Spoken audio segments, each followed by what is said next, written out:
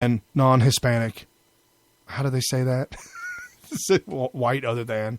Yeah, that's well, you could be a white Hispanic, apparently. That's true. Oh, I do know one. His name was George Zimmerman. Yes, it's the only George one I know. Zimmerman was a white Hispanic. It was very critical that he was white. White Hispanic. Very critical for the narrative that the left was trying to push on us. So out of the white community, 25% are born out of marriage. Now, when you look at those numbers and those statistics, it is absolutely apparent. And this is not me. I'm not making this up. This has already been talked about in other radio stations, other shows, been documented and chronicled in different articles and news.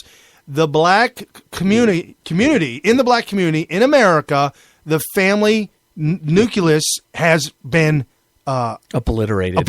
Yeah, they've split the atom, and they've done that systematically and purposely in order to destroy the black community. Correct. They have destroyed. Here we are, how many years after the Civil War? And the black culture in America is in shambles. Right. And it's not necessarily because of their particular culture. It's because of what is being pushed. Sold to them. They're being sold. They're being sold this liberalism, this Democrat progressive liberalism that is destroying their culture. Correct. Why? Because it's destroying their family. Correct. And 150 plus years later, they as a community as a whole, they might be worse off than they've been at points during. Right. Yeah. I'm not saying they were better off before. Well, no, I think that at some point they had their family unit. They were having the marriage and the family and the nuclear family. Right. And that has since been destroyed. Correct. So, I think that they were better off maybe 50 years ago or maybe 100 years ago as a community, as a whole, as a race. Right. Now it's like the progressive agenda of destroying them has worked massively. Correct. So back to Susan B. Anthony. She was born into a Quaker family, and she was anti-slavery, American anti-slavery, and that's great. It's absolutely awesome. Got nothing. We've talked about that on the show many, many times. The founding fathers wanted to abolish slavery, but they couldn't. Needed to fight Britain as a whole.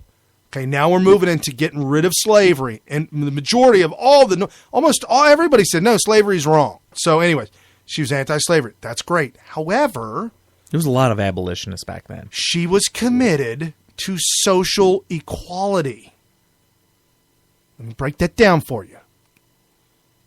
In order to get social equality, you must pay somebody, or you must get somebody with a lot of power and strength to make the social sphere equal, meaning get the government involved. Lots of intervention, because it doesn't happen naturally. So social equality, you're talking specifically between genders, because that's what we're talking about with suffrage, right? Right. So, genders, and then obviously she was advocating for blacks' votes and to be able to vote, to freedom, but I thought the Civil War took care of all that. But then the Democrats, after the Civil War, tried to keep them enslaved. You got that whole mess right there anyways. But yes, so she advocated for women and blacks as well to be voting and 100% equal socially around the board. Everybody equal, 100%. And you disagree with that? I do, because you cannot, without losing your freedoms, you cannot ask the government to make the game of life equal for everyone on all levels. At all times. So we advocate for equal opportunity. Yeah, absolutely. So if a woman wants to be a head of household, she can be a head of household. Business owner. She wants to be any of this stuff. Anything that a man can be, you're 100% for all of that. Except playing in the NFL. But women should not play football. Well, what about the kicker, like in Necessary Roughness? That was Kathy Ireland. I know. That kicker really isn't a football player. All of the kickers out there are like, what? You know what? You're right, because they're all from football, European. Or Canada, Canucks. The European soccer players. Yeah, right, soccer players. players. They're all soccer players. Right. They're like, yeah, I don't know nothing about this football, but I'll kick that thing right between the uprights. Right. Now when I say equal opportunity for everybody, that also means that the federal government should not mandate laws saying, you have to hire this many women or this many blacks or this many this. I knew a guy back in the day that was in the plumbers union. Because that's their argument. They're going to say, well, but it doesn't. The opportunity doesn't come naturally, equally. It doesn't come equally naturally, and that the government needs to. There's intervene. life in life, and you got to just live it and find your opportunity wherever it lies. If you're met at the door of opportunity, somebody meets you at the door of opportunity, and you're knocking on it, and you want to open it up, and they say, "Nope. No opportunity here." Hey, Mr. Government, he said there's no opportunity in that door, and I want opportunity in that door. When I was a kid, and then you tell the government to get involved. When I was a kid, my brother and his friend down the street, my older brother, right, they had a clubhouse. I did too with my friend. And so they had super secret, closed door, all this good stuff. Yep, we did too. Yep. Well, I saw it and I wanted in. And so did my younger brother. He wanted in too. And they said, "No, you're not allowed in here because you're not part of the club." Right. The good old boys club. Guess how I got in? How'd you get in? I got the big bad mommy. You didn't! It wasn't even my mommy. It was the mom of the other kid's friend. Oh, of my brother's friend. Oh, man. They won't let me in. So she starts screaming at him, "You let him in there!" And as soon as I got in, I realized that I probably shouldn't have wanted to be in here that bad, because they resented the fact that I was in there. Yep. And I didn't enjoy being with two people that resented me being in there. And it just wasn't fun. None of that. But then all of a sudden you're causing strife. You're pitting people against people, race against race, gender against gender. And you got the most separatist president that we've ever had. So the government, i.e. the mom, forced integration. Yep. And we were all miserable. Yeah, and we are. Yes. We were all miserable. Yes. I was miserable because nobody wanted me in there, and they were miserable because I was in there, and I was forced to be in there. And then there's no playing games. There's no fun. There's no fun of it all. I was just standing there staring at the walls like, this is so cool that I'm in here. And then I was just like, okay, that was cool. You ever see done with it. You ever see government construction workers on the side of the road working? No. Okay. You ever see government construction workers on the side of the road? Yes. Okay. Do you ever see one that holds the sign that says slow or stop or whatever? Yeah. Mm-hmm. How often or not is that a woman? Nowadays, almost every time. And not every time, but a majority of the time, it is a woman getting paid a lot of money to stand there. Okay, that's probably fine. Like $35 an hour, right? But it's okay. Construction in general is a manly thing in general, and to have the government force construction companies that do a lot of physical, heavy lifting work to force them to hire a woman out of a quota is wrong. It's wrong, and there's going to be women out there that are like, hey, I could be just as tough as a man. Okay. And I'm peace standing up too. And if you're a woman that peace standing up, which we do have a segment on the North Carolina gender neutral bathrooms. I saw that this week. What a segue! But real quickly, if you could wheelbarrow full of concrete up a hill as good as a man, then you'll get hired. You'll get paid for that, too. You'll get hired. Right. You just got to tell them, hey, don't judge me by these. You justices. Not justices. Yes. Because I got deep voice, too. There was a girl that in high school, there was a girl I worked with at Kroger's at the grocery store, and she was on the row team. Oh, okay.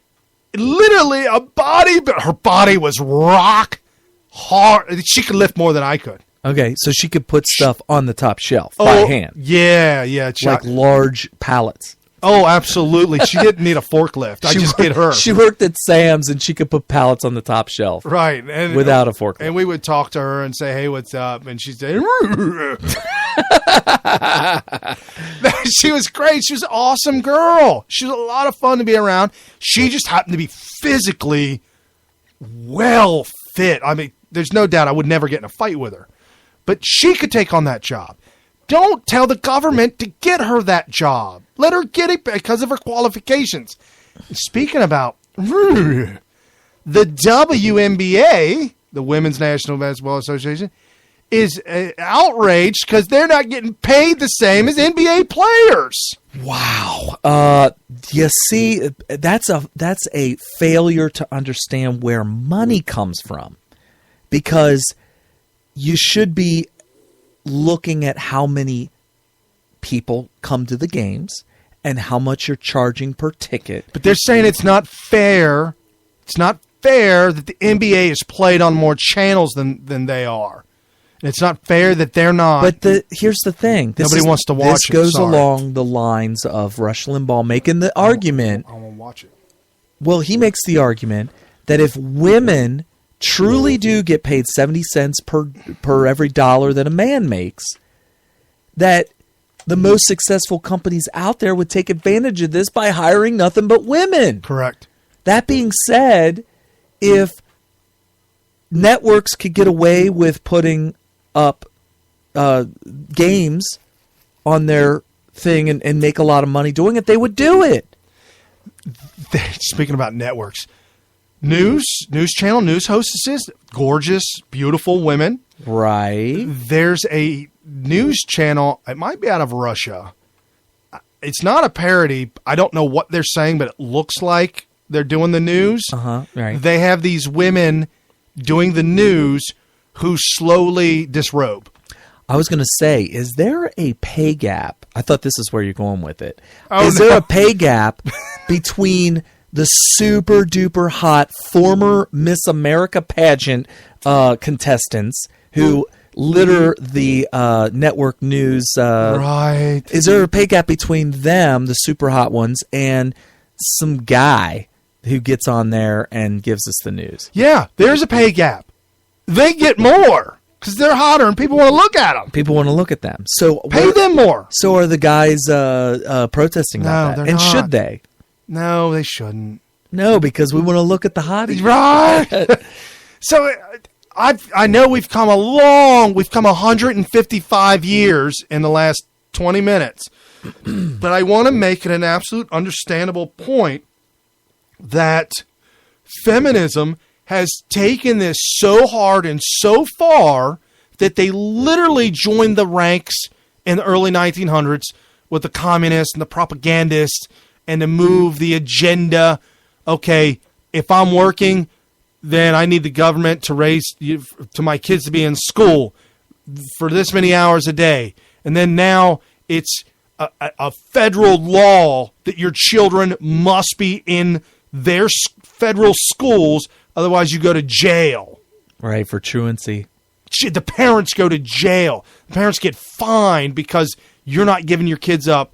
So now we have the government advocating for picking up your children at 3 years old to be re-educated in their re-education camps and to learn all about the diversity and how women and men are 100% equal and how FDR's New Deal saved us from the Great Depression. By law, children must be enrolled in school by their 6th birthday. Okay. But they're advocating now